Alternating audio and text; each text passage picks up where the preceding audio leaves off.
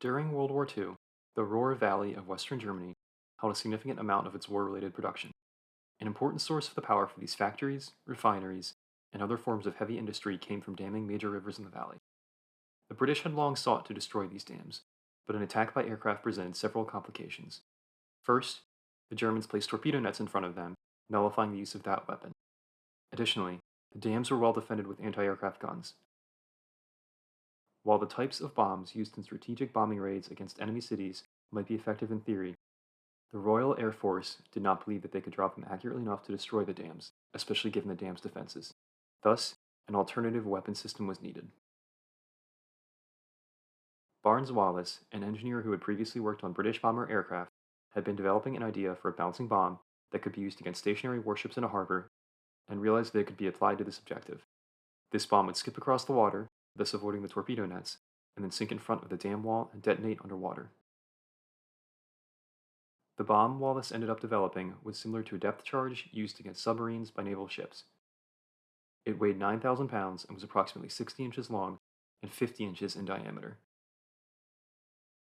One critical element of its usage was the fact that it had to be given 500 revolutions per minute of backspin by a motor before dropping. This was important not only to increase the skipping range of the bomb, but also to propel it downward along the face of the dam after submerging, thus increasing the explosive effect.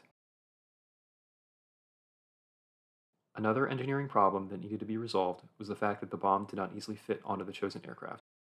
The Avro Lancaster, a British heavy bomber, had to have much of its internal armor and a gun turret removed to account for the bomb's weight.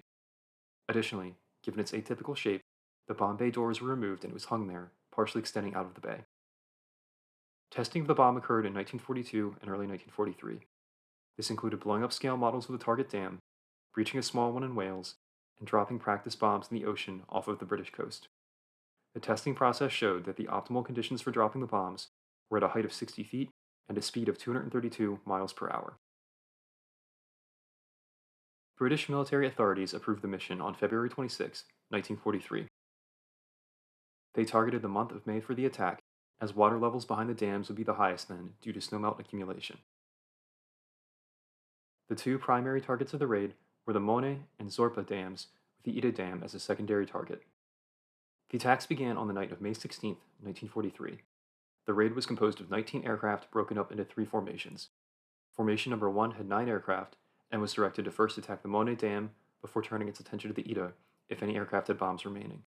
Formation number 2 targeted the Zorpa with 5 aircraft, while formation number 3 acted as a reserve with the remaining 5. Formation number 1 was able to make 3 successful attack runs on the Mona and breach the dam. The 5 remaining aircraft then turned their attention to the Ida. 2 successful hits also breached that dam. Finally, aircraft from the 2 other formations dropped 2 bombs on the Zorpa Dam, damaging it, but neither was able to breach it.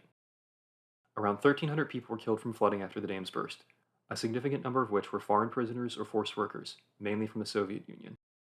Of the attacking force, 8 planes were lost, and 56 of the 133 aircrew were killed or became prisoners of war. The degree of damage to German industry in the Ruhr Valley is not entirely clear, and there are conflicting accounts from different sources. However, some specific effects of the raid can be identified and are worth noting.